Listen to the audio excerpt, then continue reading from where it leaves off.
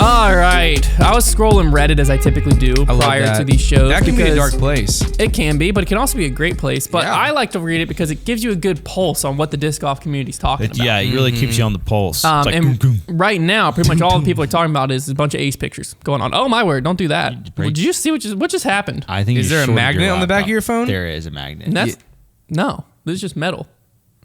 I guess my phone has a magnet because of the mag charger. I wouldn't put it near I'm not going to put it on my computer anymore. If you just saw it happen to my screen, you would have been terrified. That's crazy. You just hacked it in. Don't want to put my phone on there. My magnet's really strong. Anywho, I was over there the other day and I saw this title that said, Evelina Salonen said in a Finnish podcast that Texas State's FPO layout was changed after complaints from Missy Gannon and Holly Finley. So, like, this is fascinating. So let me read you this whole thing. So this is you learned Finnish? So this is the quote, and I'm trusting whoever translated this. I did go listen, and you can hear her say Missy Gannon and Holly Finley in English. And then everything else is in Finnish. So this is the translation. Pro journalism. Posted on Reddit by Puzzlehead on 3. 1, 2, 3. Puzzleheaded on 3. What? Puzzleheaded. Okay, Evelina. FPO layout was announced for Texas State's, but then a couple of these, I don't feel like calling out names. Timo. You can say names. We're speaking in Finnish. Evelina. Missy Gannon and Holly Finley. You can say names Those for names speaking are- in Finnish. That's apparently and what the then dude says said. their names. Which is, if you listen to the show, that is kind of like the flow of how they're speaking. Like Evelina's talking, and then he says something, and then she immediately says in English, Missy Gannon and Holly Finley. so funny. So Evelina, Missy Gannon and Holly Finley don't throw far. They went to complain that some of the holes are too long. They were heard, and 1 or 2 days before the competition, some of the holes were changed to be easier and shorter. I think it's shocking that there can be a few people out there who don't throw that far and are allowed to complain. Their opinions are listened to, and the course is changed for the competition. And then there's a link to the podcast with timestamp. And then Holly Finley responded in the comments on Reddit. And she said, "Is this manufactured drama? Sure feels like it. I got second at Texas State's 2 years ago when it was on the national tour, so take that for what it's worth. No one consulted me about the layout or any changes. Missy did a walkthrough of the new layout prior to the event, but that had nothing to do with me, as I wasn't there or associated with the layout changes. Stop hyping fake FPO drama." And then someone responded, basically, people responded were like, well, what do you mean fake FPO drama? Like, one of the best FPO players in the world is the one who said it. Yeah. It wasn't like it was just manufactured. Fake. Yeah. So, I don't know. It was interesting because obviously one point of view, Evelina's, is, and she might have heard it through the grapevine, I don't know. Yeah. It does sound like Missy Gannon did a course walkthrough with the Pro Tour or someone a few days before. But Evelina, basically, what she's saying is, you know, they're out there practicing and then the course changes magically a day or two before. And from her point of view, it's just because a few of the women couldn't throw far. And obviously Evelina would be upset about that because she's one of the farthest throwing women on tour. So it didn't change in her favor at all. It actually changed against her favor. If I was Evelina, I mean, it's one of those like, okay, if Missy Gannon does walk through and course changes, does that mean that Missy Gannon necessarily had a hand in it? No. I don't know where Holly Finley got thrown in the mix. And yeah, so like I'd love to know like where she got that information, and like and it may have literally been Missy Gannon and Holly Finley talking about it, or it may have just been her theorizing. But yeah, it's tough because like I would be frustrated if that actually happened. I would be extremely frustrated as Evelina, but also like if you can't make 5-foot putts. Well, it does seem in Holly that probably should be more of your focus. Yeah. Maybe they should shorten the circle. That is a good step. Like should they make the basket bigger? I shouldn't have said that. But Holly Finley does seem to like not deny there was course changes a few days before. That's true. She was just saying like I didn't have any She said part it wasn't of me, basically. Yeah, it was. And she did say farther down, you know, that if it was fully up to her, she would just choose way more wooded courses. Because I do remember we were at Texas State's a little bit before. That's right. We did play that. And I remember I was trying to think of where I saw it because when I was reading this, I like had a faint memory of some players complaining that it wasn't in Dogwood. It wasn't the wooded course anymore. Yes. It might have been like a press interview that I just remember someone saying like they wish that they would have just stuck to the wooded course. Like that's what Texas State used to admit. Multiple players that said that. Yeah.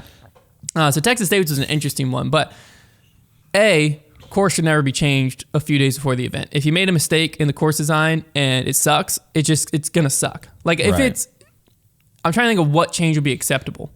I would change if it's like for safety. Yeah, I would say changes due to changes to the landscape potentially. Yeah, would be like an option. Like if something got flooded, but Yeah, you can't because if you're out there, if someone's out there, like it should already be tested. Like you should already know if there's going to be a severe problem with it. Is an interesting. So like in the MPO division, I feel like the distance disparity isn't that drastic from the farthest thrower in the world to your average top 30 guy. You know what I mean? We're probably talking 100 feet, 150 feet, but in practical power, we're probably talking 50 to 100 feet. Would you agree? In like golf, like I'm like double G can absolutely crush a huge flex line. Right. But when are you pulling that out in a normal tournament? Right. So like hyzer power, flip up, controlled power. Yeah, I mean, we're talking probably say like he maybe has 550 yeah. and most people on tour have 450. Yeah. Somewhere in that range. Right. Whereas in FPO, I don't think this argument is going to work for you. Well, I feel like in FPO, the biggest difference is the people with really big distance difference, like Evelina, Paige, Kat. It's not necessarily that they're throwing so much farther in a wide open field. It's that they're throwing mids where others are throwing distance drivers. So I think the problem that FPO course design runs into is because of how much that difference is compared to MPO, where like MPO, if you're throwing 550 or 450, you're both throwing a distance driver. I understand. FPO, if you're trying to hit a landing zone that's 300 feet away and half the field's throwing distance drivers and the top echelon of people are throwing mids, it's a much different gap there. But the distance gap between FPO, I would argue, is pretty much the same. I would say it's like 250 to 350. Therefore, if you just slide down, if you give Paige a distance driver or Cat and you tell them like control distance, they're getting close to 400. I've watched the Joma's video of them like throwing the certain distances. Okay, like so let's say that you're. I'm just saying the gap isn't much more than 100 feet. It's pretty similar. I think I disagree because I said 250. I don't really think there are FPO players that are only throwing their drives 250. Not drives though, because if you watch, a lot of times what's going on is if it's a more open field shot, you have the Paige and Cats choosing either a mid fairway or if they're going distance driver. A lot of times they're going a controlled line, whereas a lot of other players are going a full flex line. But your argument was that there's scenarios where the lower ones can throw one disc where the higher don't have to, or reverse that. But I think if you take the MPO gap you just mentioned and shift it down 100 feet, you have the same scenario. Like you have, if you said 450 and 550, but if you make that 350 and 450, you have the exact same scenario where one is throwing a driver, one can throw a mid. Like if you take the whole, if you just take that gap, but that's like because where the landing zone is asked. Not because of where the distance is. What do you... like if the landing zone in FPO was 400 feet, yes, then it'd be the same scenario. Okay. Right? Yes. But when the landing zone's 250 or 300 feet, then you have some throwing distance drivers, whereas some can throw mids. Right, but I'm saying the same MPO, thing... that would be like an MPO if that landing zone was 350. Or 400. Right. We'll call it 400 in MPO. So that's where some are throwing drivers, some are throwing mids. That's what I'm saying. But the course design in MPO is pushed. So you're saying it happens more frequently in FPO. I agree with that. I think what happens in FPO is they're at this weird line where they want to push the sport, but if they put the landing zone at 400, then it crushes the field. Because in MPO, if you put the landing zone where they are currently, it's not like the lower echelon players can't reach. Right. It's that they just have to throw full distance. Whereas if you put it at 400 feet, in FPO, there's players who just can't reach that. Yeah. So you have to bring it back. So I think that's where something like this is tough, is because if you're a Evelina, Katrina, Paige, anything like that, you want the courses pushed because that helps you. And it also helps, I think, push the sport. But then it is a funny one. It's a weird line because then it almost alienates a certain population of the players. If I were in charge of FPO, and this may be a hot take, I don't know. But if I were in charge of FPO and it were up to me, I would play short courses because short doesn't mean easy. I still think OB, like accuracy should be important because like we look at like US women's, I don't think accuracy was important or important enough. But I think when you have events like that where you have to think about the whole field, like I understand, like of course the Paige and Cats of the world, they want the courses to be longer, but just because you can throw super far without accuracy necessarily doesn't mean that you're a better disc golfer. And even if like that is how it's playing out right now, that like on a lot of courses you're having an advantage because your distance, I think you should But I think they need to mix in more courses where the rest of the field can get involved. And like, I realize that's a bummer for those top players. But if you're good enough, you should be able to win on those courses. And it's so much better for the sport. Like that U.S. women, say what you want about the event, but the leaderboard was a jumbled mess. There were so many people in that tournament, and I was way more inclined to be watching the end of that rather than the same 5 people. Well, the problem with U.S. women's, to just use that example, is the course didn't have enough separation.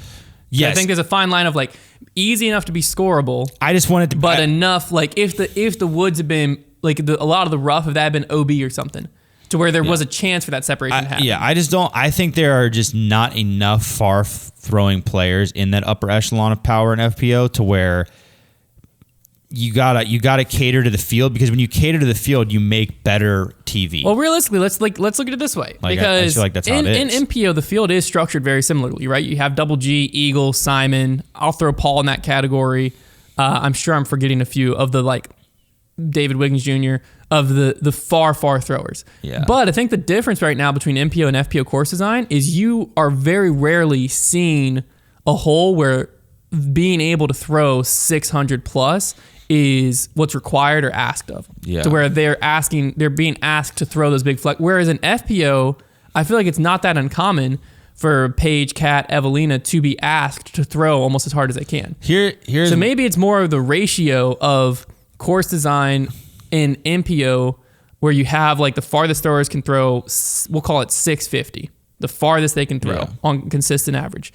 Right? The times they're asked to throw that, I think, is far fewer than FPO. The farthest throwers can throw 450 to 500, and they're asked to throw that way more often. I think this is what I just realized the flaw in my idea, and this is, I guess, the flaw of FPO course design, like where the trouble is in my theory, you basically can't have par fours. Because the problem is, if you do what I said and you play shorter courses, but you still have par fours, the top throwing players still absolutely abuse those par fours. Well, I think, yeah. So like what happens is, I think there are a lot of holes like that are, I think this is why you see those players you mentioned cutting it loose so much, is because I think they play a lot of par fours where the opening drive is built to where it only has to go 300 feet and they can chew off 400. So I think that's where you see that scenario a lot, because I think that's where it gets tough. Is like par threes, it's very easy, I guess. I think FPO, because the field is so diverse, it requires such a specific course to really play the right way, because you'd almost need a bunch of par fours that are just like placement. Like, yeah. I think what's tough is... It's really tough.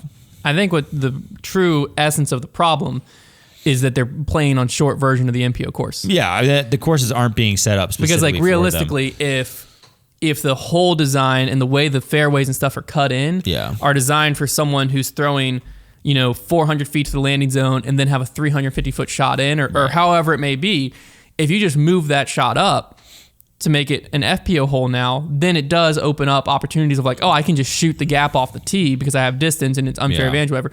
Whereas if that hole was designed specifically for FPO or, I don't want to call it the shorter tees, but like, because I think a good course is designed long tees first, short tees second. Realistically, if it's a very, very strong course for MA1, if MA1, it's like an Am Worlds MA1 course, I think that's a perfect FPO course.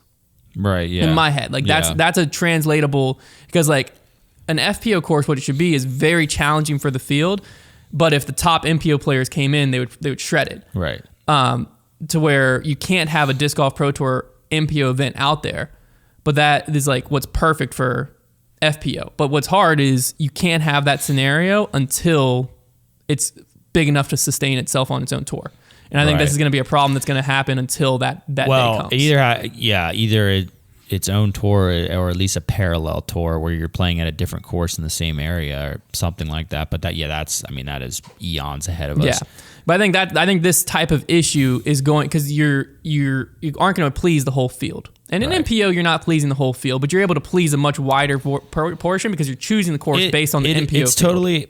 It's interesting, and I'll kind of go back on what I said before, because there's two ways to think about it, right? From a like pro tour perspective, you either cater to the entirety of the field because you're gonna have more parity, and is that what you want, or you make the courses longer, you cater to the top end of your field, and you have your superstars consistently winning. And is that what you want? And honestly, I said what I said before, but now that I think about it a little more, it may honestly be smarter to just have your superstars winning more often, like your Kristen Tatars of the world. Maybe that's better for FPO. I guess what I'm speaking from is somebody who's seen so much of it that like I just love to see it mixed up. But I guess for the newer viewers and bringing in newer viewers, you really want to have your superstars winning. That's better for the sport. You know, when Paul Macbeth wins, it's great for the sport, right? There's so many Paul Macbeth fans. So I guess that there is two ways to think about it, and my perspective comes from somebody who's seen so much FPO that I'm like, yeah, I'd love to see somebody random from the back come through, hauling handily, just win an event out of nowhere, you know? So yeah, I don't know. It's a tricky scenario, but I think I don't see them, like they're not going to move on to a separate tour for who knows, 20 years. So it's got to be figured out some way, somehow. It's just a tough one when the Pro Tours, they're just still figuring out their own thing. Yeah, well, the Pro Tour is picking out courses for MPO and then adjusting those courses for FPO, which leads to these issues. All right. Versus if they had their own tour or some version of that where they could pick courses for FPO, I think it would solve a lot of the problems. But who knows? I also agree with what you said earlier, though. The best player should be able to win regardless of the courses. Yeah, like if you shorten up an MPO course, it's not like Ricky, Paul, Simon. Well, Simon might. As long as that course has separation, they're not going to disappear off the face of the scoreboard. Right. Whereas sometimes that's what happens. Like U.S. women's, Paige Pierce disappeared. Yeah, and like because that is the thing. Like I understand like the quarrels that like a person, you know, like if Paige Pierce would have with a U.S. women's course, but it's not like she had a tournament where she finished a few strokes off the pace and the separation was just kind of whack. She got blown out. Like she got crushed in that tournament, if I remember correctly. Yeah. So like, I think she came in 20. I'll look it up. I think she came in 21st. But it's like you got to be able to show up at those courses. If you're the best in the world, that course was not hard. Like you should not be getting destroyed like that. Yeah. So you know that's what it comes down to. It's like you can complain if you're playing courses with no separation and you're just kind of getting frustrated because it's clear that you're playing well, but there just isn't the course isn't helping you out. But how many strokes off the pace was she? Paige Pierce was 14 strokes off the pace across 4 rounds. Yeah, so she got blown out. It's like, you know, at some point you got to be able to stay at the top of that division and dominate. Yeah, because I mean, like in that you see Katrina Allen only 5 strokes off the pace, Evelina Salonen 7 strokes off the pace, Henna Blomroos 8. Yeah, like they were still in the mix. Kristen Tatar obviously wasn't there. Yeah, because like I feel like if Kristen was there, she would have been right there. I don't know. I think I don't know. Yeah, and Paige Pierce wasn't even the one with the quarrel. It was Evelina. So I really, you know. No, well, Paige had a quarrel with U.S. Women's. She did with U.S. Women's, but in this recent in this one, Evelina was basically just saying. I think from what I got from it, Evelina's core point was an issue that should be addressed, which is like once the course is set, shouldn't be changed. Yeah, like players shouldn't be able to walk onto a course and be like, oh, this course sucks for us. But also, we need to change. We need context too, because like, when was that early walkthrough? Was that months prior? Because they can. Well, Evelina said it changed. The course changed like 2 days before. Because that in that case. Now, if that, I don't know when that walkthrough happened. Right. But regardless, it's on the TD. I think on actually changing the course that close to an event. I will say, like, I can definitely see like TDs out there willing to like bend over backwards for players. Like, I feel like. That's a tough position if like you walk through a course with a player. Like I'm trying to think, okay, let's say I'm a young TD in the area and I'm doing a walkthrough with Paul and he's telling me things need to be changed. Like how much pressure is that? Yeah. So like you probably just shouldn't be doing a walkthrough with somebody playing in the event. Yeah. Well, I'm gonna go. Now that I say that, it sounds even crazier. If you did a walkthrough with somebody playing in the event, what do you think they're gonna tell you about the course? Like, do you think they're gonna tell us something that would help them? I think they probably will. Oh yeah, I think this hole is gonna be really hard for me. It's a great hole. That's not what someone about to play the event. Like, Yeah. Well, it says that 1 or 2 days before the competition, some of the holes were changed. Like that, I think. Shouldn't ever be allowed. I mean, man, I'd love to do some walkthroughs and some courses around here. Yeah. Move that like 400-foot forehand. I just don't like it. I just don't think people are really gonna like that. I think people are gonna like it way more if it's like 250, like wide open, backhand hyzer. Yeah. Can we make that every hole? Yeah, I don't know. I saw that on Reddit and I thought it was an interesting talking point. And you know, it was on a Finnish podcast, but now it's been on a English podcast. Speaking Boom. Finnish, so they won't know. We're speaking English. They Missy won't The hear funny it. thing is, like, what do they think that was going to cover up? Because there's a huge fan base for disc golf in Finland. So it's Well, I not guess- like no, it was. I- It was probably just in the shielding heat of the moment. They're like, oh, well, Missy and Holly won't be able to, like, whoever Yeah. these people are won't be able to know what you're saying because you're speaking in Finnish. And it's like, That's oh, funny. that's right. Hey, well, good on them. They got the they got what they content out of needed. it. They got her to say it. Yeah, Pro I mean, we're media. talking about their podcast now.